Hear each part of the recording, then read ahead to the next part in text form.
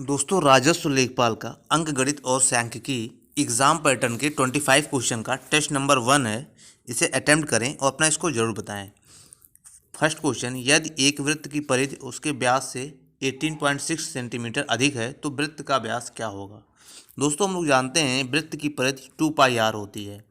तो 2πr उसके व्यास कितना होता है 2r। 2r से 18.6 अधिक है, 18.6 सेंटीमीटर अधिक है। तो 2r को इस साइड में ले आएंगे, उसके बाद में 2r हम लोग कॉमन लेंगे तो हम लोग को बचेगा π-1 is equal to 18.6। Okay, 2r यहाँ पे पाई की वैल्यू क्या होगी दोस्तों 22/7। Okay, 22/7 -1। Okay, 2 pi is equal to 18.6। तो 22/7 -1 को हम लोग सॉल्व करेंगे तो ये हम लोग को मिलेगा 15/7। तो 2 pi 2r into 15/7 is equal to 18.6। मुझे वृत्त का व्यास निकालना है दोस्तों। वृत्त का व्यास 2r होता है, तो 2r is equal to 8.6 into 7/15। Okay दोस्तों, हम लोग को व्यास निकालना है तो व्यास की वैल्यू 2r होती है। इसको हम लोग दोस्तों सॉल्व करेंगे तो हम लोग का जो फाइनल आंसर निकल के आएगा वो क्या आएगा 8.68। ऑप्शन नंबर ए इसका राइट आंसर होगा। नेक्स्ट क्वेश्चन देखते हैं। दो संख्याओं का लघुत्तम समापवर्तक उसकी महत्तम समापवर्तक का 42 गुना है। लघुत्तम समापवर्तक और महत्तम समापवर्तक का योग 602 है। यदि उन संख्याओं में एक संख्या 84 है तो दूसरी संख्या क्या होगी। दूसरी संख्या मुझे निकालना है दोस्तों। तो इसके लिए दोस्तों जो क्वेश्चन के अकॉर्डिंग हम लोग चलते हैं, LCM is equal to 42 HCF। Okay, LCM means लघुत्तम समापवर्तक, HCF महत्तम समापवर्तक, और क्या दिया हुआ है एलसीएम प्लस HCF, इसकी वैल्यू दे रखी है 602। ओके दोस्तों, एलसीएम की जगह पे हम लोग 42 HCF लिख सकते हैं plus HCF is equal to 602। तो ये टोटल हो जाएगा 43 HCF इज इक्वल टू 602। तो HCF की जो वैल्यू निकल के आएगी 4602/43। ओके, तो इसको हम लोग कट करेंगे तो फाइनल हमको निकल के आएगा 14। तो HCF की वैल्यू 14। दोस्तों हम लोग LCM और HCF का एक फार्मूला है जो हम लोग जानते हैं, HCF into LCM is equal to first number into second number. Okay, तो दोस्तों यहाँ पे जो फर्स्ट नंबर है वो इन्होंने कितना दे रखा दोस्तों 84। Okay, into second number. तो यहाँ पे दोस्तों अगर हम HCF की बात करें तो HCF कितना 14 और LCM कितना है 42 HCF। ओके, और 42 इंटू HCF कितना है मेरे पास 14। तो HCF 14 और LCM 42 into 14 is equal to 84 into second number. तो यहाँ से दोस्तों इसको हम सॉल्व करके जो एक दूसरी संख्या है, दूसरा नंबर है, उसको मुझे निकालना है। 14 से इसको कट कर जाएंगे, 6 हो जाएगा, और 6 से इसको मल्टीप्लाई करेंगे 42 तो डिवाइड करेंगे तो 6 7 जा 42। ओके, तो यहाँ पे हम लोग का जो फाइनल निकल के आएगा 14 इंटू 7 यहाँ से बचेगा, तो 14 इंटू 7 98। ओके, तो इसका सही ऑप्शन होगा ऑप्शन नंबर ए।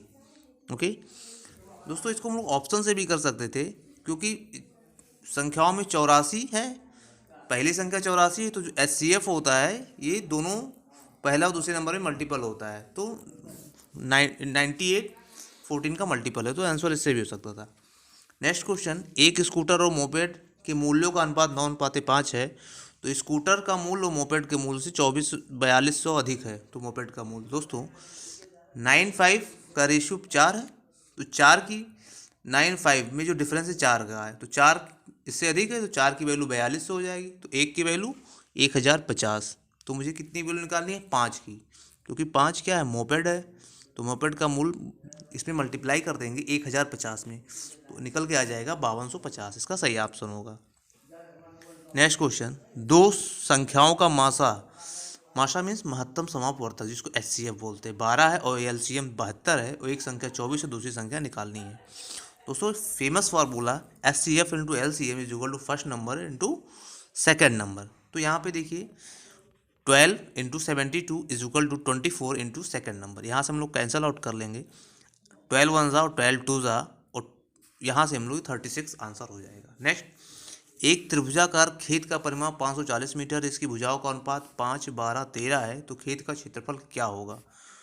दोस्तों इसमें हम लोग ट्रिपलेट का ट्रिक लगाएंगे, बहुत ही इजी है। दोस्तों ट्रिपलेट का ट्रिक में क्या होता है, यहाँ पे एक समकोण त्रिभुज होता है, क्योंकि इसमें एक एंगल 90 डिग्री होता है। तो यहाँ पे देखिए ये 13, 12, 5, मतलब 5 का स्क्वायर प्लस 12 का स्क्वायर इज इक्वल टू 13 का स्क्वायर, ये होगा। 5 का स्क्वायर 25 और 12 का स्क्वायर 44, ऐड करेंगे तो 13 का स्क्वायर आ जाएगा।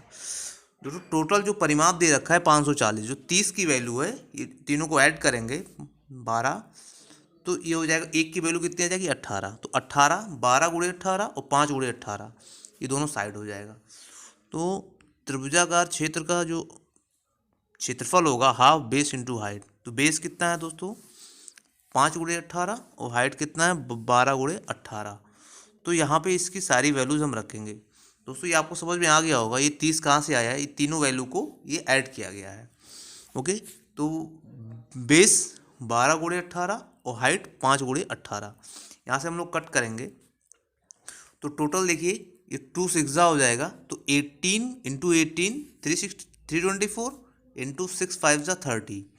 ओके, तो यहाँ पे इन दोनों का मल्टीप्लाई करेंगे तो कितना आ जाएगा, 4 3 12, 1 कैरी और 3 2 6 और 1 7। तो इसका मतलब इसमें आप यहाँ पे 97 20, ये वाला ऑप्शन इसमें सही होगा। ठीक है, नेक्स्ट, यदि एक समकोण त्रिभुज की ऊंचाई को 50% बढ़ाया जाता है, आधार को 25% घटाया जाता है, तो कुल क्षेत्रफल में परिवर्तन क्या होगा।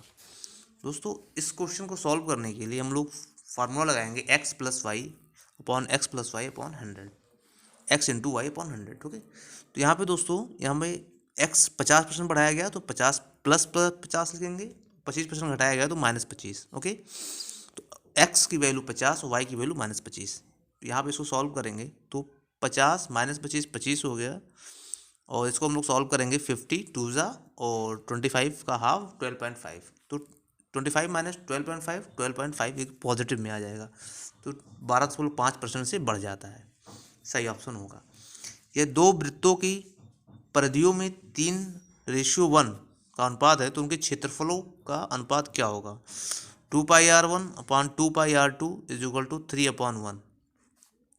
तो यहाँ से दोस्तों 2π कैंसिल हो जाए तो कैंसिल आउट हो जाएगा, तो R1 अपॉन R2 की वैल्यू हो जाएगी, ये जो रेशियो होगा 3/1 का हो जाएगा। तो इसमें क्षेत्रफल निकालना, क्षेत्रफल πr1 πr2 का स्क्वायर होता है, तो यहाँ पे इसका भी स्क्वायर करेंगे तो 3 का स्क्वायर 9 और 1 का स्क्वायर 1, तो 9:1। नेक्स्ट, 144 पेन बेचने पर राम को 6 पेनों के विक्रय मूल्य के बराबर हानि होती है, तो हानि प्रतिशत कितना है। दोस्तों इस तरह के क्वेश्चंस लगाने के लिए हम लोग जो फार्मूला लिखेंगे इसका, जो C P means cost price. Okay, तो कॉस्ट प्राइस कितना हो जाएगा, cost price is equal to selling price plus loss जो उसकी हानि हो रही है। ओके, तो एस पी जो आपका विक्रय मूल्य है वो 144 है और लॉस 6 है, तो टोटल हो जाएगा सी पी 150। ओके, तो लॉस परसेंटेज भी निकालना है। ओके, हानि का प्रतिशत। ओके, तो हानि का प्रतिशत कितना हो जाएगा दोस्तों, हानि अपॉन हानि बटे सी पी कितना कॉस्ट प्राइस, तो 6/150 गुणे 100। ओके, इसको हम लोग सॉल्व करेंगे तो आ जाएगा 4%। नेक्स्ट, आंकड़े दिए हुए हैं कि माध्यिका और बहुलक का माध्य बताना है। दोस्तों जो आंकड़े दिए होते हैं इसको सबसे पहला काम हम लोग इसको आरोही क्रम में लिखते हैं। आरोही क्रम में 6 7 7 8 8 8 और 9 फिर 10, तो टोटल नंबर कितने हैं 8। दोस्तों बहुलक निकालने के लिए सबसे इम्पोर्टेंट चीज़ है कि जितनी आवृत्ति, जिस नंबर की आवृत्ति सबसे ज़्यादा हुई है, इस पर हम लोग आवृत्ति देखते हैं तो सबसे ज़्यादा मैक्सिमम आवृत्ति किसकी है, किस नंबर की है 8 की, 8 3 बार आया हुआ है, तो बहुलक हो जाएगा 8। माध्यिका निकालने के लिए दोस्तों अगर नंबर 8 है, टोटल हम लोगों ने काउंट किया 8 है, तो अगर नंबर 8 है तो उसके लिए माध्यिका का फार्मूला है n/2 प्लस का n/2 term plus n/2 + 1 upon 2 इसका, तो n कितना टोटल, n की वैल्यू है 8। ओके दोस्तों, अगर इवन है, सम है, तो भी ये फार्मूला लगेगा। दोस्तों ऑड के लिए भी अलग लगेगा, वो भी बता रहा हूँ आपको। तो n/2, n के लिए कितना है 8, तो 8/2 और 8/2 + 1 अपॉन 2, तो ये हो जाएगा 4th टर्म हो जाएगा, और यहाँ पे 4 + 1 में 5th term upon 2। Fourth term कितना है दोस्तों, 8 है, और फिफ्थ टर्म भी 8 है, तो 8 16/2 8 हो जाएगा। तो इसका सही ऑप्शन हो जाएगा 8। माध्यिका और बहुलक दोनों 8 है। दोस्तों अगर मान लीजिए ऑड है, तो ऑड के लिए हम लोग, ये इवन के लिए था, ऑड के लिए फार्मूला हम लोग डायरेक्ट लगाएंगे n+1/2 टर्म। ओके, नेक्स्ट 0.018 की सही अभिव्यक्ति क्या है? इसको सॉल्व करने के लिए क्या करेंगे दोस्तों, जीरो, इसको 18 माइनस जीरो, यहाँ पे दोस्तों मॉड होगा ऊपर अपॉन 99। ओके, यहाँ पे 2 पे है इसलिए हम लोग 99 और एक जीरो यहाँ पे छोटा है, तो ये 1/55 हो जाएगा। सही ऑप्शन। सांख्यिकी में प्रसरण का विश्लेषण नामक विधि का मुख्य श्रेय किसका था? दोस्तों ये R.A. फिशर का था। ये प्रीवियस ईयर क्वेश्चन है, ये एग्ज़ाम में ये आ चुका है, इसलिए इसको एक बार ध्यान दें। नेक्स्ट 2018 में अमित का वेतन रुपए में 1,26,500 रुपये था, और वर्ष 2016 में उसका वेतन 10% प्रतिवर्ष 10% 15% बढ़कर 2018 के वेतन तक पहुंच गया है। तो वर्ष 2016 में उसका वेतन कितना था? 10% की वैल्यू 1/10 और 15% की वैल्यू हम लोग इसको निकाल लेंगे, तो 15% की वैल्यू कितनी हो जाएगी दोस्तों, 15/100 करेंगे। ओके, तो हम लोग का फाइनल कितना निकल के आएगा, 3/20। तो 10 से 11 बढ़ोतरी हो रही है, रेशियो फॉर्म में करेंगे तो 10 से 11 हो जा रहा है, और 20 से 23, तो यहाँ पे इसका मल्टीप्लाई करेंगे तो 200 और 11, इसको हम लोग 11 × 23 करेंगे। ओके, 11 × 23, इससे हम लोग को सॉल्व करने में आसानी रहेगी। तो 11 × 23 की वैल्यू कितनी है, 1,26,500। तो यहाँ से हम 11 से कट करेंगे, 11 1 115 निकल के आ जाएगा। ओके, और 23 5 115, 23 5 115, तो यहाँ पे 1 की वैल्यू 500 हो गई। तो मुझे कितना निकालना है, 2016 का, 2016 का 200 है, हमने रेशियो में निकाला था, तो 200 × 500। ओके, तो आपका ये निकल के आ जाएगा 1,00,000। तो इसका सही ऑप्शन होगा ये 1,00,000 वाला। नेक्स्ट, यदि दो संख्याओं का अंतर और तथा उनका गुणनफल 5 और 36 है, तो उनके व्युत्क्रमों का अनुपात क्या होगा? तो इसको ऑप्शन से भी कर सकते हैं। यहाँ पे हम लोग देखेंगे 9 और 4 दो ऐसे नंबर है जिनका डिफरेंस 5 है, वो मल्टीप्लाई करेंगे तो 36 आएगा। तो इनका व्युत्क्रम रिवर्स करके सब्ट्रैक्ट करेंगे तो 5/36 इसका सही ऑप्शन हो जाएगा। ओके, नेक्स्ट क्वेश्चन देखते हैं दोस्तों। आयत चित्र क्या प्रदर्शित करता है? सतत वर्गीकृत बारंबारता बटन, अवर्गीकृत बारंबारता बटन, या सतत वर्गीकृत बारंबारता बटन। इसमें सही ऑप्शन होगा सी। ये दोस्तों ये प्रीवियस ईयर क्वेश्चन में ये आ चुका है। ठीक है, नेक्स्ट, 4 विभिन्न प्रक्षेपणों का माध्य 12.17.5 है। जब एक नया प्रेक्षण जिसका मान 20 है इसमें जोड़ा जाता है, तो इसका नया माध्य कितना होगा? दोस्तों 17.5 ये टोटल है, तो इसमें 4 है, तो 4 का मल्टीप्लाई करेंगे। ओके, तो ये कितना निकल के आ जाएगा, 70। इसमें नया हम लोग को जो प्रेक्षण जोड़ने पर, तो नया प्रेक्षण जोड़ेंगे तो 70 में ऐड करेंगे, तो 70 + 20 ये हो जाएगा 90। ओके, तो इसका नया माध्य कितना हो जाएगा, क्योंकि हमने एक और जोड़ दिया है, तो यहाँ पे टोटल अब 5 हो जाएंगे, तो इससे डिवाइड करेंगे तो 18 इसका नया माध्य हो जाएगा। ऑप्शन नंबर ए इसका राइट आंसर होगा। ओके, नेक्स्ट क्वेश्चन देखते हैं दोस्तों। इसमें ऑप्शन नंबर ए होगा। ओके, नेक्स्ट, के का मान ज्ञात कीजिए यदि दो समीकरण दिए हो, इनका मान अद्वितीय हल हो। दोस्तों इसको सॉल्व करने के लिए a1x इसका एक फार्मूला है, a1x + b1y + c1 = 0। ये लीनियर इक्वेशन है। ठीक है, दो लीनियर इक्वेशन है, a2x + b2y + c2 = 0। इसमें एक कंडीशन है, if a1/a2 does not equal to b1/b2। अगर ये कंडीशन आती है तो ये एक यूनिक सॉल्यूशन होता है। यूनिक सॉल्यूशन मीन्स अद्वितीय हल। तो यहाँ से हम लोग कंपेयर करके a1 a2 b1 b2 की वैल्यू निकालते हैं। दोस्तों यहाँ से अगर हम कंपेयर करेंगे तो a1 की वैल्यू आएगी 1, ओके, और a2 की वैल्यू आएगी 3। ओके, दिए हुए इक्वेशन से, और ये जो इक्वेशन लीनियर इक्वेशन का इसमें रखेंगे, b1 की वैल्यू -k और b2 की वैल्यू 2। तो तो यहाँ से के की वैल्यू कितनी आ जाएगी -2/3। के डज नॉट इक्वल टू -2/3, इसका सही ऑप्शन होगा बी। ओके दोस्तों, इसमें हम एक ये भी देख सकते हैं कि अगर मान लीजिए यूनिक अद्वितीय हल है, अगर मान लीजिए नो सॉल्यूशन का एक कंडीशन आता है, इसका एक फार्मूला ये भी है a1/a2 equal to b1/a2 does not equal to c1/c2। इस कंडीशन में नो सॉल्यूशन की कंडीशन में इसको हम लोग रखते हैं। नेक्स्ट, यदि वर्ष 2017 में कुल बिक्री 5,000 करोड़ रुपए थी तो वीवो कंपनी द्वारा की गई बिक्री कितने करोड़ में होगी? तो वीवो का 6% है तो 5,000 का 6% निकाल देंगे, वेरी सिंपल। तो ये आ जाएगा आपका 6 5 30 means 300 crore. Option number A इसका राइट आंसर होगा। एक त्रिभुज का परिमाप 30 सेंटीमीटर है, उसका क्षेत्रफल भी 30 सेंटीमीटर है। तो यदि त्रिभुज की सबसे बड़ी भुजा की लंबाई 13 है तो त्रिभुज की सबसे छोटी भुजा, बहुत ईजी है दोस्तों, यहाँ पे भी ट्रिपलेट का ही ट्रिक लगेगा। दोस्तों त्रिभुज का जो परिमाप है वो 30 है, तो अभी इस तरह का क्वेश्चन पहले हम लोग कर चुके हैं। तो ये हाइपोटेनस हो जाएगा 13। अब बाकी दोनों कितने होंगे? 12 का स्क्वायर और प्लस 5 का स्क्वायर, ये 13 के स्क्वायर के इक्वल होता है। तो यहाँ पे जो ट्रिपलेट का फार्मूला हम लोग ट्रिपल का लगाएंगे तो यहाँ पे टोटल सम हम लोग का 30 होना चाहिए, तो 12 और 5 यहाँ पे हो जाएगा। तो बहुत ईजी है, इसको आप लोग ट्रिक से भी कर सकते हैं। डायरेक्ट हम लोग ये ट्रिपलेट का फार्मूला लगा के ये हम लोग कर सकते हैं। ओके, तो यहाँ पे इसका राइट आंसर हो जाएगा 5। ठीक है, सबसे छोटी भुजा 5 हो जाएगी। एक पहिए की त्रिज्या 12 सेंटीमीटर 792 मीटर की दूरी तय करने पे उसे कितने चक्कर लगाने होंगे? दोस्तों यहाँ पे 12 की जगह 21 होगा। ठीक, इससे क्वेश्चन इजी हो जाएगा। तो यहाँ पे दोस्तों इसको हम लोग सॉल्व करने के लिए क्या करेंगे, तो जो हम लोग का फार्मूला है जो आई परिधि का वो 2πr, तो 2πr की वैल्यू 20, तो पाई की वैल्यू यहाँ पे हम पुटअप करेंगे और आर की वैल्यू 21, तो इसको हम लोग सॉल्व करेंगे तो हो जाएगा 132। तो मुझे टोटल कितने मीटर चल रहे हैं तय करना है 792, 792 इंटू 100/132। सॉल्व किया, आंसर आ गया 600। ओके, तो 600 चक्कर लगाने होंगे। 60 लीटर मिश्रण में अम्ल और पानी का अनुपात 2:1 है, इसमें कितना लीटर पानी मिलाया जाए ताकि अम्ल और पानी का अनुपात 1:2 हो जाए? यहाँ पे 12 की जगह 1:1:2 होगा। तो 60 को हम 2:1 में डिवाइड कर लेते हैं तो 40 और 20 का हो जाएगा। ओके, 40 20 पानी है, इसमें कितना मिला है x मान लीजिए पानी मिलाते हैं तो रेशियो 1/2 हो जाएगा। यहाँ पे हम लोग सॉल्व करेंगे तो 4 2 8।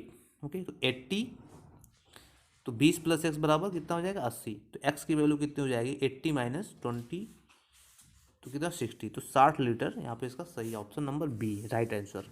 ओके, नेक्स्ट, एक 180 मीटर लंबी मेट्रो ट्रेन एक सिग्नल को 6 सेकंड में पार करती है तो ट्रेन की गति क्या होगी?